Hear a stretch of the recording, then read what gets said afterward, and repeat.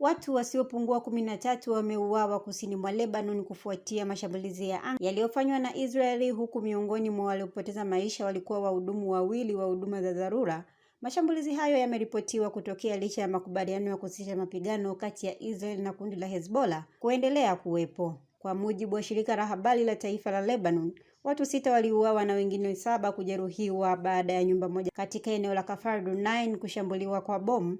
Mashambulizi hayo yameongeza hofu ya kurejea kwa mapigano makali kusini mwa nchi hiyo. Wizara ya afya ya Lebanon ilisema wahudumu wawili wa kikosi cha uokoaji cha Civil Defense waliuawa Jumanne mchana mjini Nabatea walipokuwa wakitekeleza operation ya uokoaji kufuatia shambulio lingine lililokuwa tayari limeua mtu mmoja na mhudumu wa 3 alijeruhiwa katika tukio hilo. Rais wa Lebanon Joseph Aoun alieleza masikitiko yake kuhusu kuuawa kwa wahudumu hao waliokuwa wakitambulika kama Hussein Jabel na Ahmed Nura, akieleza kuwa mashambulizi yanayoendelea kutoka Israel yanakwamisha juhudi za kurejesha utulivu nchini humo.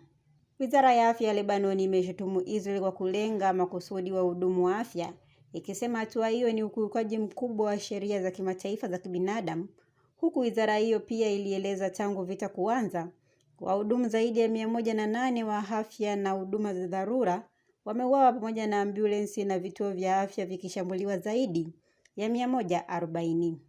Katika tukio jingine, mwanaume raia wa Syria aliuawa na mke wake kujeruhiwa baada ya ndege isiyo na rubani ya Israel kulenga pikipiki waliokuwa wakisafiria katika eneo la Tal Deba, huku jeshi la Israel likisema lilishambulia mtu aliyekuwa akikimbia baada ya jaribio la kurusha kombora kuelekea ndege yake kushindikana. Wakati huo huo, kundi la Hezbollah lilisema limefanya mashambulizi ya ndege zisizo na rubani dhidi ya wanajeshi wa Israel katika eneo la Nakwal Bayada na Haula kusini mwa Lebanon, pamoja na kumlenga mwanajeshi mmoja katika eneo la Kibbutz Manara kaskazini mwa Israeli. Mapigano kati ya Israel na Hezbollah yalianza Machi 2 baada ya Marekani na Israel kufanya mashambulizi ya pamoja dhidi ya Iran. Tangu wakati huo zaidi ya watu 2869 waliuawa Lebanon, huku Israel ikisema wanajeshi 18 na raia 4 wamepoteza maisha. Wakati huo maofisa wa Israel na Lebanon wanatarajiwa kukutana Washington Alhamisi kujadili njia ya kumaliza vita hivyo. Endelea kufuatilia Mwananchi Digital kupata taarifa mbalimbali.